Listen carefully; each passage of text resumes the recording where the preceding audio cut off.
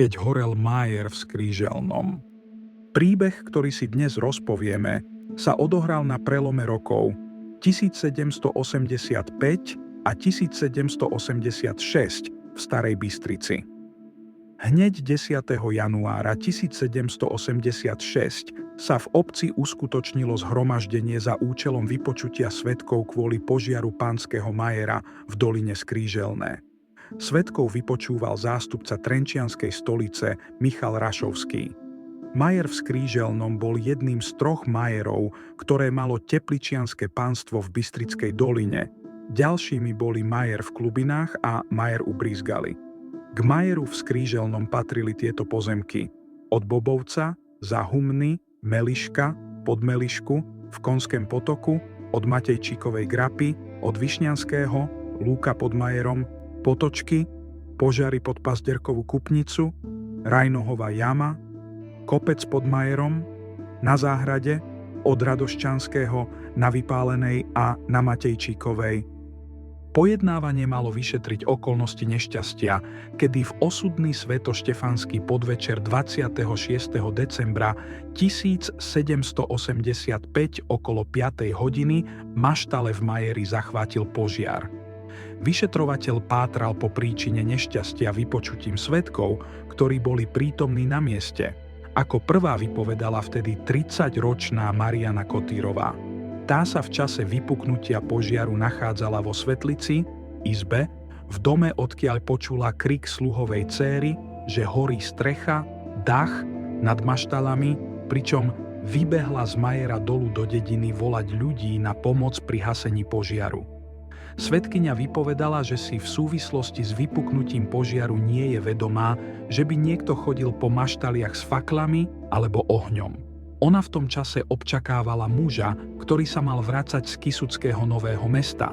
Čakala ho s už hotovou večerou, čiže mala dovarené, a teda oheň v ich kuchyni už bol uhasený, odstavený. Druhým vypovedajúcim bol vtedy 58-ročný Ján Lisičan, ktorý sa v čase vypuknutia požiaru nachádzal v ďalšom tam stojacom dome. Počul iba skríknutie majerníkovho syna, ktorý prišiel kričiac pred jeho dvere.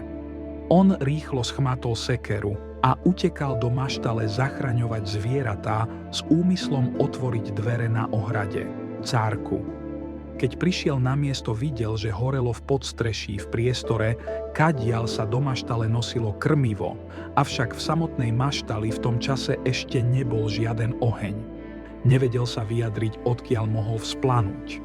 Tretí svedok, vtedy 19-ročný Pavol Mičian, bol v čase vypuknutia požiaru v Majeri, kde sedel v izbe pod kachľami a pritom niečo započul.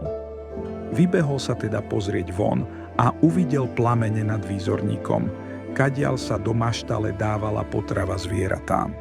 Preto sa tam rýchlo rozbehol odväzovať pánsky statok a vypúšťať ho von. Odkiaľ presne sa oheň strhol, však povedať nevedel.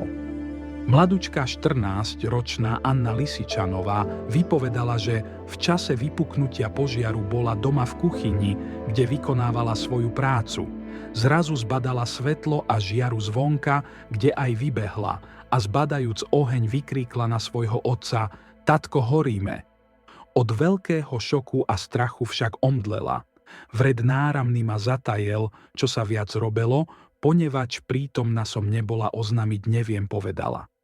Jej verziu potvrdila aj 20-ročná Dorota Polesná, ktorá bola v tom čase s ňou tiež v kuchyni. Po výkriku dievčiny vybehla von aj ona s ostatným osadenstvom, čelátku, pričom videla, že horí výzorník nad maštalami, takže podobne ako ostatní bežala rovno do maštale odväzovať a vyháňať dobytok. Takto konala aj 40-ročná Anina matka Dorota Lisičanová, ktorá už len doplnila, že si nie je vedomá, že by vôbec večer niekto chodil okolo maštale, keďže statok sa zaopatril ešte zavidna, čo bolo pri krátkych zimných dňoch o niekoľko hodín skôr. Z uvedeného je zrejmé, že vyšetrovanie vinníka založenia požiaru neodhalilo, avšak nám aspoň vďaka nemu bolo umožnené dozvedieť sa o tejto udalosti a pozrieť sa v čase do jej priebehu v osudný svetoštefanský večer.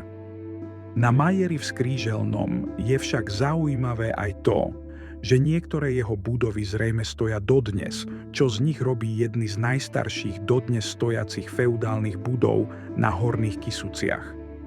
Je viac ako pravdepodobné, že minimálne jedna z nich, ktorá je vo svojom pôdorise zaznačená už i na mape druhého vojenského mapovania, tak s nami možno ťahá už 3. storočie svojej existencie.